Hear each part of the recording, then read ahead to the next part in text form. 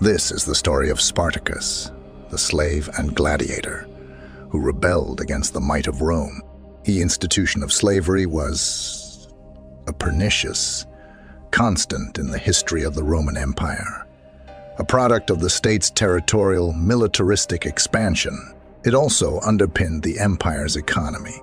Although some found roles as servants, craftsmen, or in other skilled and valuable roles, the vast majority were used for hard manual labor. As a relatively inexpensive labor force, slaves worked in agriculture, mining, and construction. Although some could receive their freedom, many never did, instead remaining as property for their entire lives. The expansion of the Roman state during the Republican period, especially during the 2nd century BC, led to an enormous influx of slaves into the Roman world. As the Romans expanded first through Italy and then progressively further afield, vast swathes of people found themselves lost to slavery.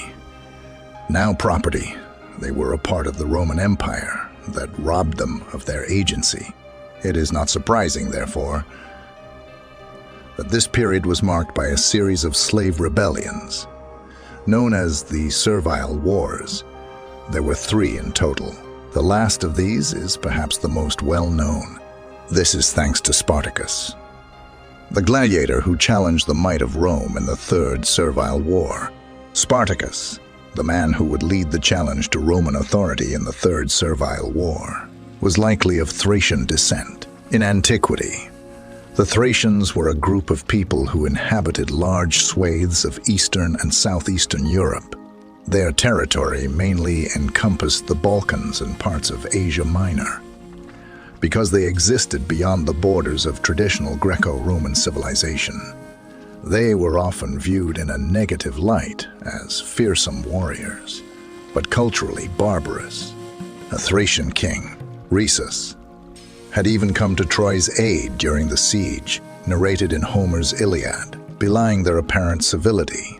Rhesus was killed when the Greek heroes Odysseus and Diomedes attacked his camp in the dead of night, while he slept, stealing his famous war horses. Modern archaeological investigation, the study of thracology, has done considerable work to highlight notions of barbarity as myopic, exposing the rich realities of Thracian culture. In the 5th century BC, the Thracians were incorporated into the Achaemenid Empire and were again subjugated by Alexander the Great and the Macedonians in the late 4th century. The life of Spartacus himself is less well known. This is hardly surprising given his status within the Roman world as a slave. However, the sources that narrate the events of the 3rd Servile War do provide some information, although it is often conflicting. For instance, Plutarch describes Spartacus as being of Thracian descent and nomadic stock, or perhaps Madic stock, a Thracian tribe, depending on the reading of the manuscript.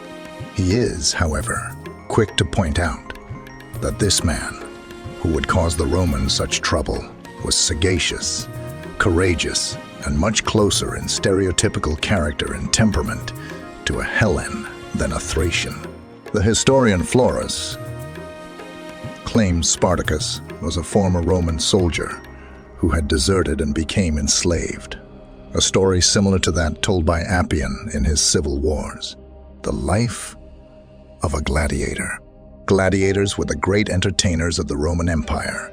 They fought and died for the adulation of crowds from the time of the Republic until the spectacles were banned in the Christian Empire of the 5th century. Although their origins are disputed, though most scholars argue for a companion origin, the amphitheaters across the expanses of the empire nevertheless testify to the popularity of gladiatorial contests around the Roman world.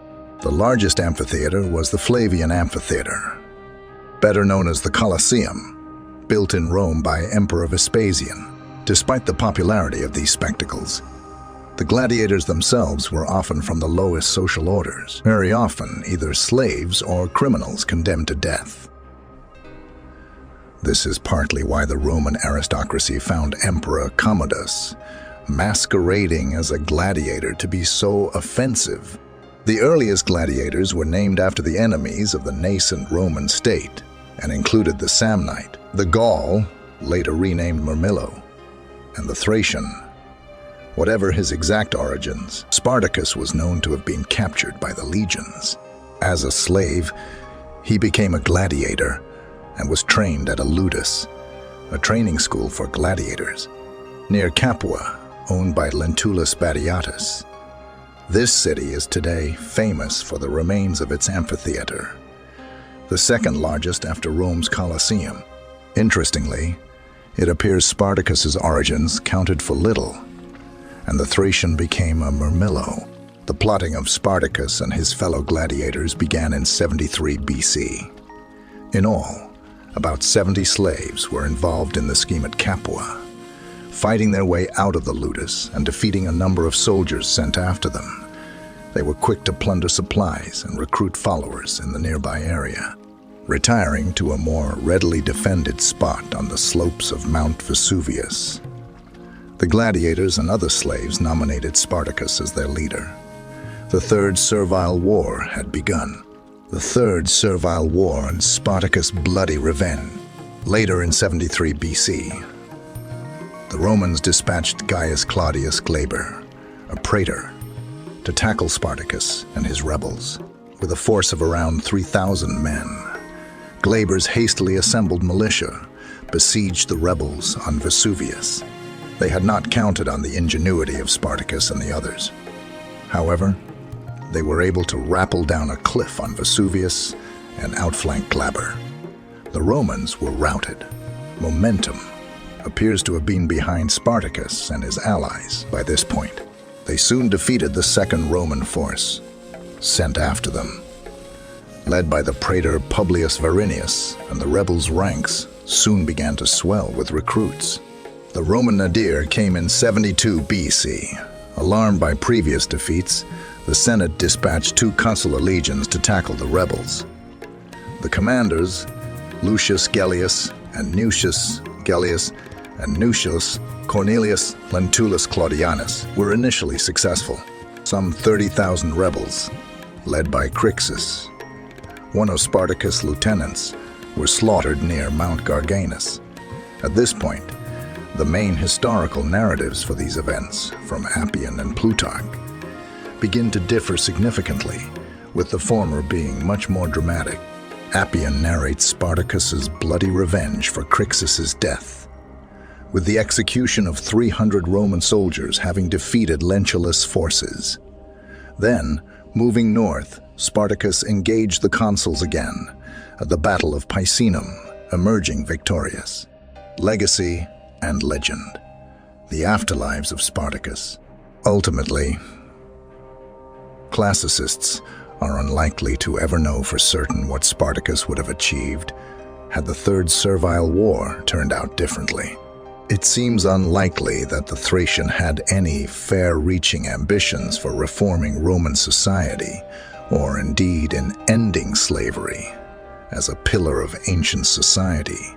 This is despite the assertions of Appian and Florus that his ambition was to march on Rome. This has not stopped Spartacus, the rebellious gladiator, from capturing the imagination of societies throughout history. Like a handful of historical personalities, Spartacus has transcended the uncertainties of his own period to stand as a totemic symbol for successive generations.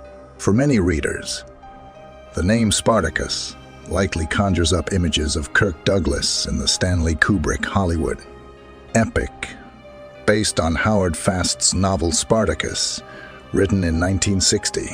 For others, perhaps his name lends itself to your favorite sports team.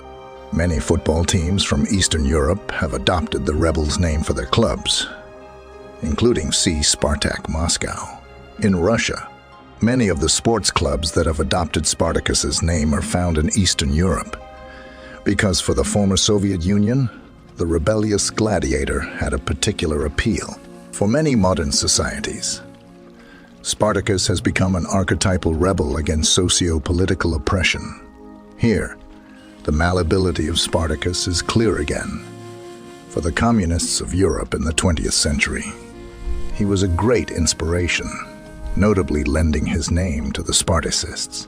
Led by Rosa Luxemburg, the Spartacists launched a famous, though ultimately unsuccessful, communist putsch in 1919 during the political turbulence of the early years of the Weimar Republic in Germany.